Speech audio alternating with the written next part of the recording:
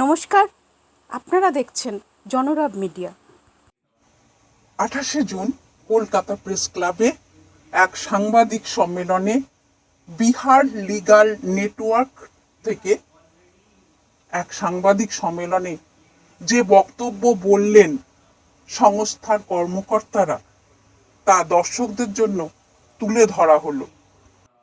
প্রতিনিয়ত বাসে, ট্রামে, ট্রেনে, এমনকি অফিসে, বিদ্যালয়েও মহিলারা সেক্সুয়াল হ্যারাসমেন্ট হচ্ছেন। বিদ্যালয়ের ম্যানেজমেন্ট অর্থাৎ যে কমিটি বর্গ বিদ্যালয় পরিচালনা করেন তাদের দ্বারা। কিন্তু এই সাংবাদিক সম্মেলনে কোন বিদ্যালয় এবং কোন ম্যানেজমেন্ট সেটা কিন্তু অধরা রয়ে গেল। সাংবাদিকদের কাছে বারবার অনুরোধ করলেন যাতে তারা থানায় গিয়ে সেই এফআইআর কপি দেখে দোষীদের শাস্তি দেয়। বিহার লিগাল নেটওয়ার্কের কার্যক্রম কি এবং সাংবাদিক যে কোনো এফআইআর দেখে থানায় গিয়ে শাস্তি দিতে পারে, এই রকম একটা কথা বলে সাংবাদিকদের ওপর দায়িত্ব চাপিয়ে দিলেন। আচ্ছা দর্শক বন্ধু, সাংবাদিক মূল কাজ কি? সাংবাদিকদের কাজ খবরটা তুলে ধরা। সুতরাং এনজিওর কাজ কি, সেই কাজগুলোই দর্শকদের জন্য তুলে ধরা হলো। আপনারা বিচার করবেন এটা কোন ধরনের নেটওয়ার্ক। চলুন সাংবাদিক সম্মেলনে ঢুকি। Officials to convert the FIRs into a stringent and more pecuniary sections. We have in the FIR, because right now the FIRs has the what the FIR section says, it has not been properly appropriately the sections have been applied. Sections बहुत हल्के फुल्के लगा दिए गए हैं ताकि easily bell मिल सके। आइए और अपना पार्ट आप अपना पक्ष भी रखिए, किसी को भी नहीं।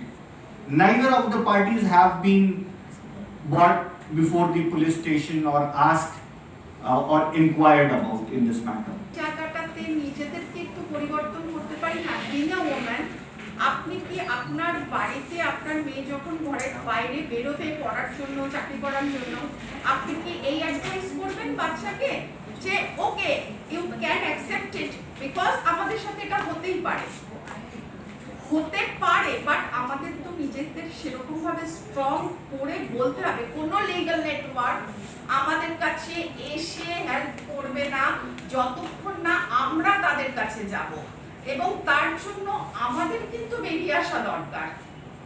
সামনে বেরিয়ে এসে আমাদের বলতে হবে, হ্যাঁ যেমন আজকে আমরা এসেছি, আমাদের সাথে এটা হয়েছে, এটার বিরুদ্ধে কিছু করা হোক যাতে আর 10 জনের সাথে এটা না হয়।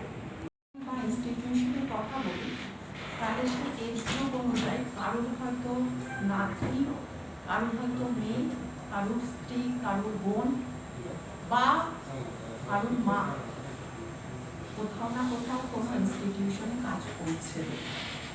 স্পেশালি আমরা যদি স্কুলকে ধরি, that is the first place যেখানে আমরা আমাদের ক্যারেক্টারকে বিল্ড করি এবং বাচ্চাদেরকে আমরা কিন্তু সেখানেই পাঠাই সবাইকে সাপোর্ট করার। কেন কি আমরা নিশ্চয়ই ওয়েট করব না আমাদের সাথেও কিছু ঘটবে তারপরেই আমরা আওয়াজ করব। সবাই এটাকে একটা ট্যাবু মনে করে যে আমি যদি বাইরে আসি আমার সম্মানটা খর্ব হবে, কিন্তু এটা কিন্তু নয়। আমার সাথে যদি কেউ কিছু করে থাকে সেটা আমার দোষ না, যে করেছে তার দোষ।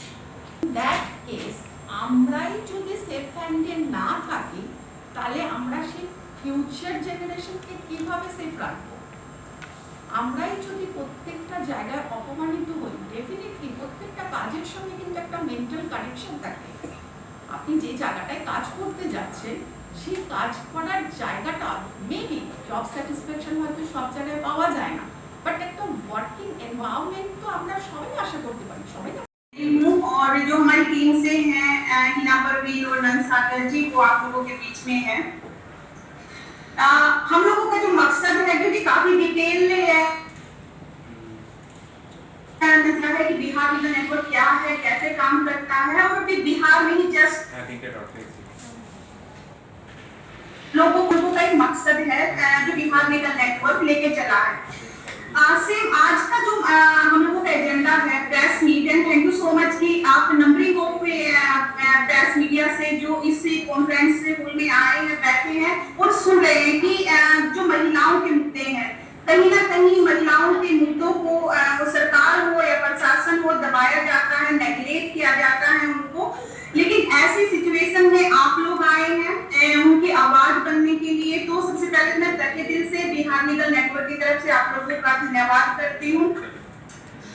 साथ में सिर्फ मैं आप लोगों को इस मकसद की ओर ले जाना चाहती हूँ कि आज जो है वो कोई भाषण देने का, स्पीच का कोई दिन नहीं है। हमारे साथ में जो हमारी सर्वाइवर बहनें हैं वो भी साथ में है, जहाँ पे हम लोग बोलते हैं कि हमारे फंडामेंटल राइट्स है, right to speech, right to express and right to dignity, right to life. इतने जो फंडामेंटल राइट हैं, उसके बावजूद किस तरह से एक ही इंस्टीट्यूशन में हमारी सर्वाइवर 3-4 सर्वाइवर्स के साथ सेक्सुअल हरासमेंट किया गया है, वो भी उनके वर्क प्लेस पे।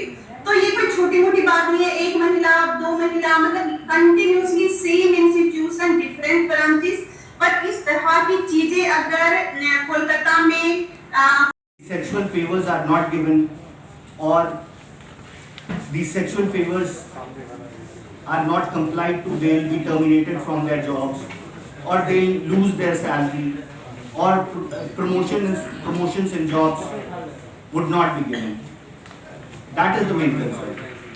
So whenever such acts happen, there is a serious apprehension that the victim or the survivors would lose their job, would not get their salary on time, and these type of activities takes place in every institution where the salaries are put on hold or they are threatened to be terminated from the institutions.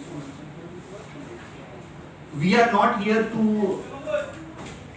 target any particular organization or institution or any particular organization. We are here to address the basic unchecked sexual advancements and the harassments which are ongoing in schools and other institutions. Was approached by Human Rights Network, Human Rights Defender Network, HRDN, that there is several cases of sexual harassment going on in Kolkata in a particular school. I would not name the school or the institution for their own safety, and if we take the name of any institution, that school or the institution would be defamed. The harassment here needs to be addressed in a larger perspective.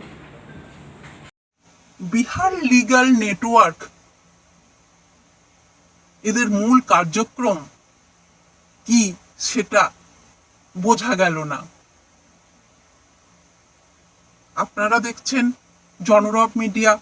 আবার আসছি অন্য খবর নিয়ে। ভালো থাকুন, সুস্থ থাকুন, সুস্থ রাখুন। জনরব মিডিয়ায় চোখ রাখুন। আপনারা দেখছেন জনরব মিডিয়া।